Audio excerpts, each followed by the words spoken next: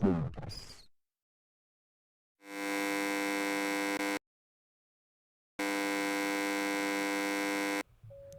evening. I'm Fergus, and gather round because this is my analysis of multiple creatures and cryptids from the beautiful country of Croatia. That's not to say it's just Croatia, though. I mean, I'm mainly gonna be covering a ton of different Slavic countries, but they're all gonna be in the same area. They are still Croatian creatures, but they're included in other folklore. Like, for example, you might see the Ukraine in there, Poland, Serbia, Slovenia, that general area. I did make a map that I will be pulling up later. Do keep in mind, though, not every country here will be used, and that was just my bad. Now, you're probably going to notice that a lot of these creatures sound like other creatures all across the world, like Western or Eastern variants or something like that. It doesn't mean their origins are the exact same or that one's a copy of the other. I'm just going over specifically creatures in the area, in this general Slavic area. Alright, that's enough prologue. Now, without further ado, and on the negative side of the Vila lore, they're depicted like much more malevolently, like they kill. Huh? The we haven't been the title card. What about the title card? What? Come on, man. Gosh. The Vila, or Wila, I believe, in Polish, is a female spirit of nature. A fairy, if you will. They're born out of death. When a young girl dies out of wedlock, typically in the case of drowning, a Vila is born. Its lore really comes from around the general Slavic countries I discussed before, but mostly Croatia, Serbia, Slovakia, Bosnia, Poland, and Czechia. At least this is as far as I know. It's most likely a few other countries, but these Vila are generally depicted as different forces on human and nature in general, depending on the tales you do look at. They're described mostly as beautiful maidens with long hair, little clothing, lovely voices, and hooves. These hooves are said to be hideous, a stark contrast from the rest of their description. They're said to be seductive and graceful and have the power of transformation, most commonly into different types of animals.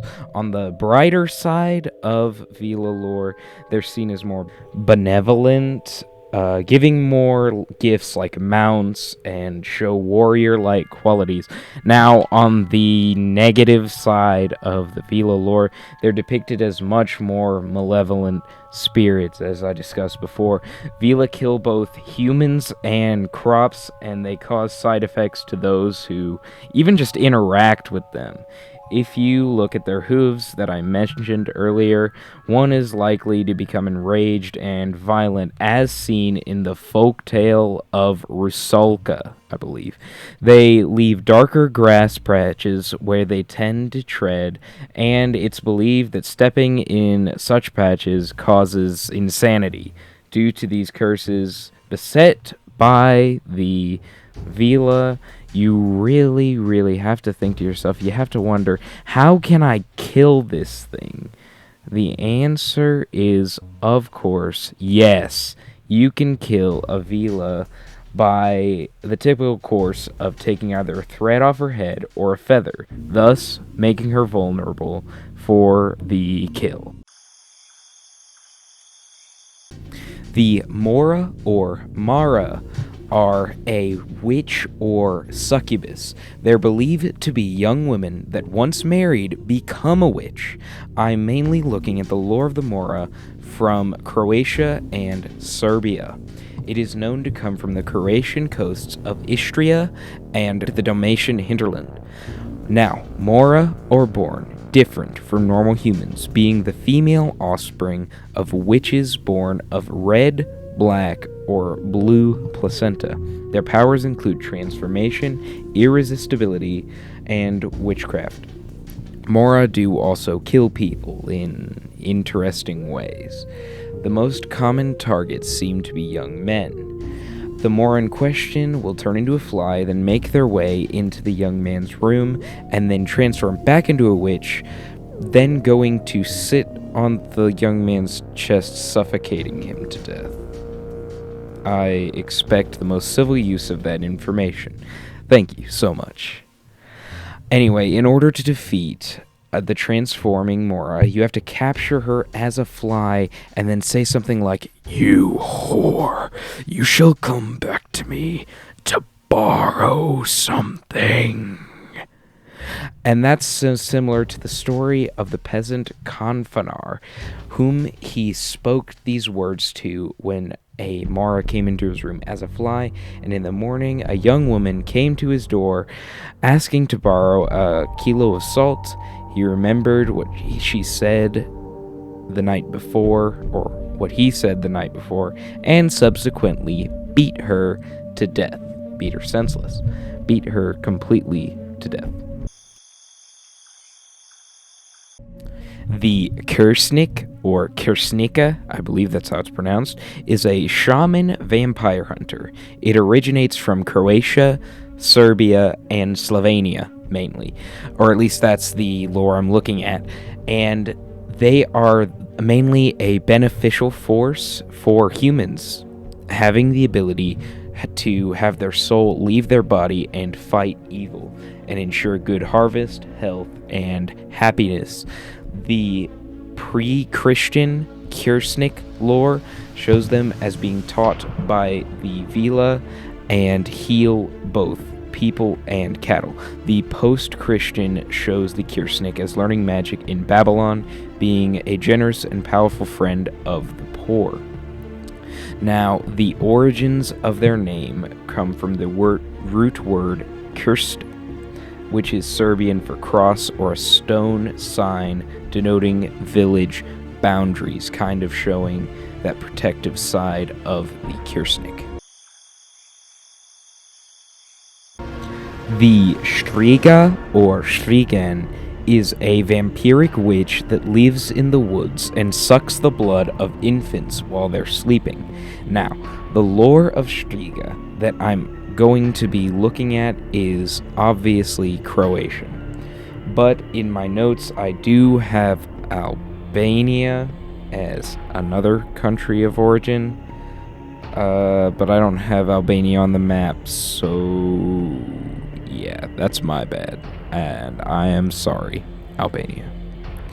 Anyway, like the Mora in their witchy ways, a Striga can transform into an insect, in this case being a moth, fly, or bee, and they have kind of this evil eye that they can use to curse you.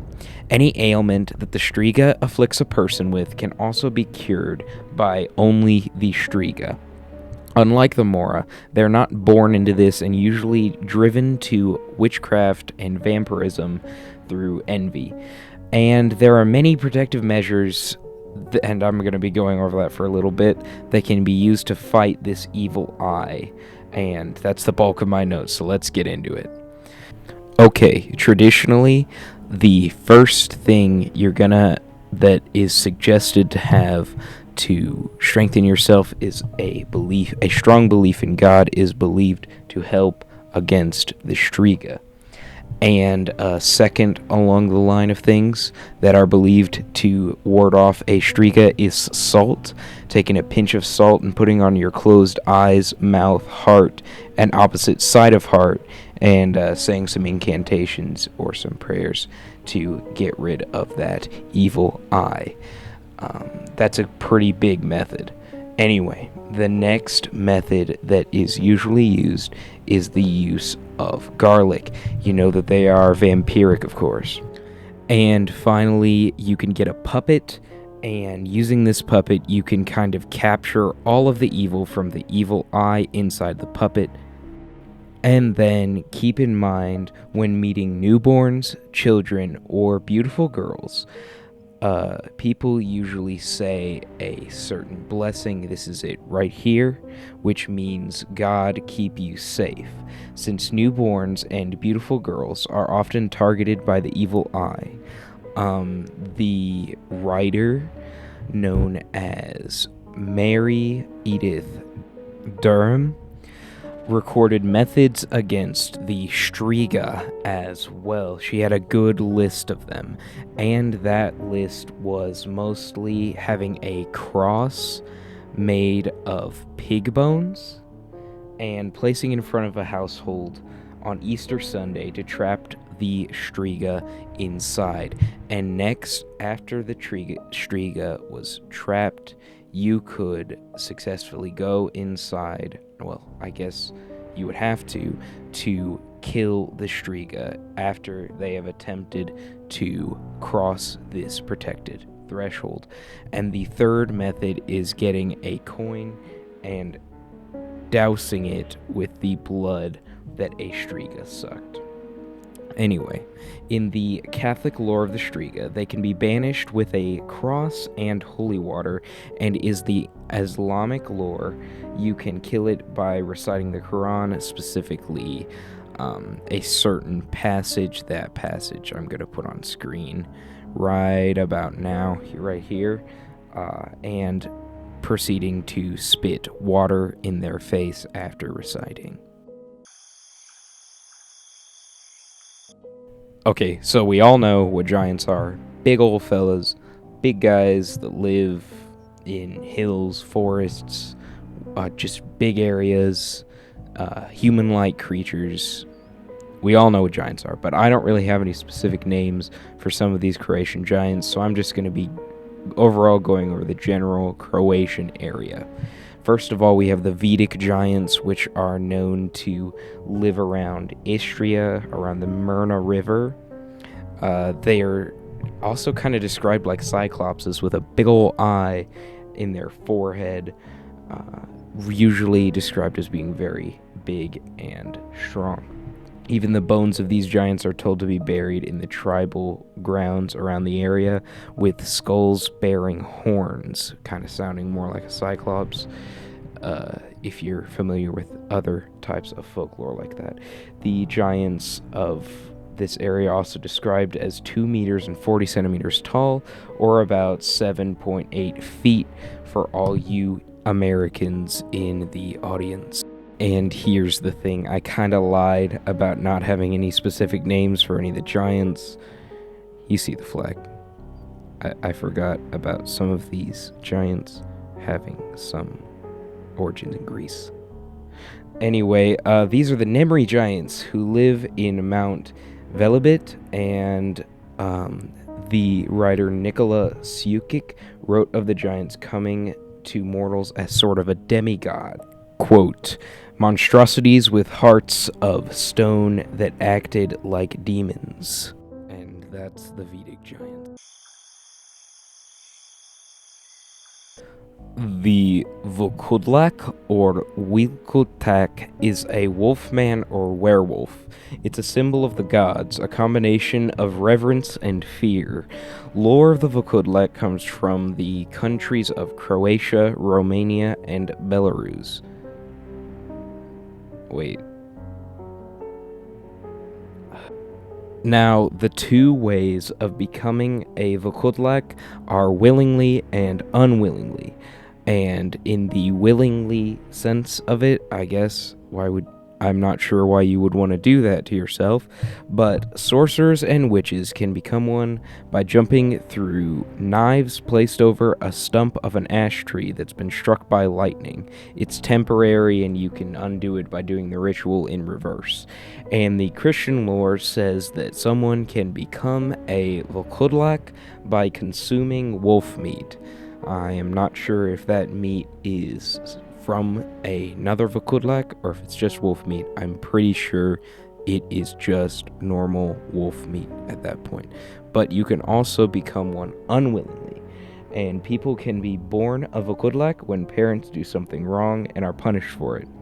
The human forms are hairier, and the wolf forms have a healing factor to them.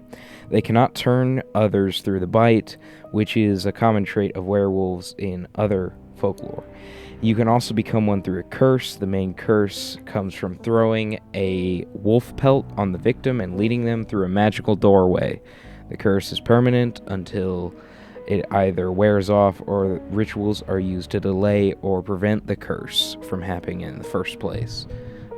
I'm sure that this is also done by some witches and other malevolent creatures I've talked about in this video. Just seems like the type of thing for them to do. And we have come across the final creature I will be discussing in this video, and it's a weird one at that. The Orco is a type of malevolent fairy horse cursed by God that originates from garbage and chicken manure not dug up for 7 years. Folklore-wise, I'm looking at the Croatian versions. It shows up at night in the form of a donkey, mule dog, small goat, mouse, or black sheep, and if you choose to ride it, it gets taller and taller throughout the ride, and it's shown that the Orco is nice at first, but when the passenger falls asleep, it takes them over to like a bell tower, hill, tree, swamp, desert, remote field, just pretty much up and takes them to a random place. And when they take the person away, they kind of transform into a more beast-like version, and the Orco only comes from Croatia as well.